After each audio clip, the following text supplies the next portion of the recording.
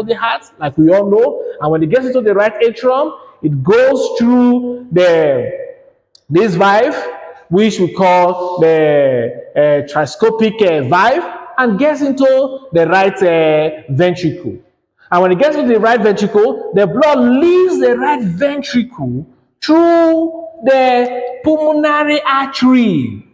From here, the blood leads through the pulmonary artery out of the heart. You can see it's not going to the left because there is a division that separates the right part of the heart from the left. And that is what we call the cardiac septum of the heart, that divide the right from the left. So the blood leaves the right part of the heart through the pulmonary artery. And when it leaves through the pulmonary artery, now, this is the pulmonary artery now. The pulmonary artery divides into right and left, going into the right lung and going to the left lung for external respiration, which we call pulmonary circulation. And now, this is the pulmonary artery now going into the lungs. And when it goes into the lung, it forms this. Let me bring it out. It forms structure like this, and then it comes out. Structure like this. But we talk about the pulmonary plexus.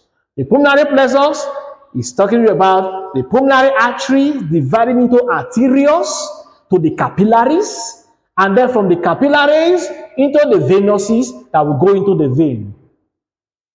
Of course, blood going from this pulmonary artery into the lungs, as you are seeing, is deoxygenated, like we stated, not having oxygen. What is it going to the lungs to do? To go and pick oxygen. The oxygen that was taken in from the external environment. Are you getting it now? That was stored where? In the lungs. Stored where? Inside the alveoli. So at the point of the alveoli now, you now see that this blood that goes in from the pulmonary artery, oxygen now, because oxygen is found in the alveoli. You know, these are alveoli now. Are you following now? Oxygen now diffuse into the blood. Oxygen diffuse into the blood. When oxygen diffuse into the blood, from where? From the alveoli, oxygen diffuse into the blood. When oxygen diffuse into the blood from this alveoli now, the blood now is no longer deoxygenated. The blood is now what? Oxygenated. And therefore, the blood now leaving the lungs now, coming out through the pulmonary vein, is now oxygenated blood. Going in through the pulmonary artery, deoxygenated. Coming out from the lung as pulmonary vein, oxygenated. Are you seeing the mathematics there, the trick here? Oxygenated. And then, if you now go back to the left part of the heart, and go back to the heart, for the heart to circulate it for what we call systemic circulation. And by the time, let me bring it down so that you will see the connection. Now, leaving the lungs and coming down. Of course, you can check my video on pulmonary circulation. I've done much work on this, make it more simpler and exemplary so that you can see. But I'm just showing you the journey of the bronchi to the alveoli for gaseous exchange, which is pulmonary circulation. Then coming in now, it goes into the left part of the heart, into the left atrium as oxygenated blood. Are you seeing this now? Blood goes to the heart. The right part of the heart carries the oxygenated blood. Then the blood leaves the right part and go to the lung to go and pick oxygen, as I'm showing you now. When you now pick oxygen now, it's now going back to the same heart again. But this time, not to the right. It's going to where? The left. And it goes into the left now as oxygenated blood, and the blood now goes to the aorta for systemic circulation and serve the whole systems of the body and the whole organs and cells of the body. And that is where we have the internal respiration, which I defined to you earlier. That is the respiration, is the exchange of gases between the blood and the cell and body tissues. Because when it goes for systemic circulation, the cells receive of that oxygen that has been stored in at the alveoli that was taken by the pulmonary circulation, which I have just showed you now, into the blood.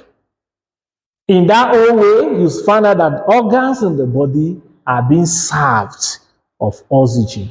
Organs in the body and the system receive of the oxygen that was taken in by this system.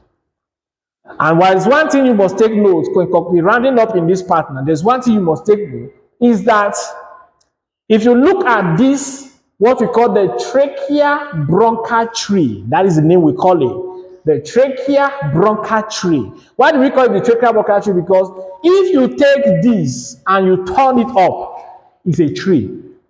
It's a tree-like structure.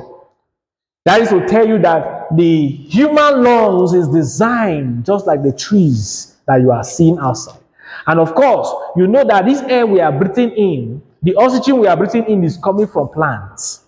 And it's a waste product of metabolism of plants, the waste product of photosynthesis. The end product of photosynthesis is oxygen. And therefore, oxygen is given off as a byproduct from plants, which we human takes in for our own survival. And therefore, we take out carbon dioxide. And the carbon dioxide we bring out is a very useful part of the starting of photosynthesis in plants. In other words, there is a relationship between man and plants, animals and plants, through the exchange of what? Oxygen and what? Carbon dioxide. We breathe out carbon dioxide, which plants use for photosynthesis. Plants breathe out oxygen, which we will use for respiration. And in that way, we said the trachea bronchial tree is a tree of life. Why is it a tree of life? Because it is a tree as an internal system, as you can see by the anatomy, by the structure, that is a tree.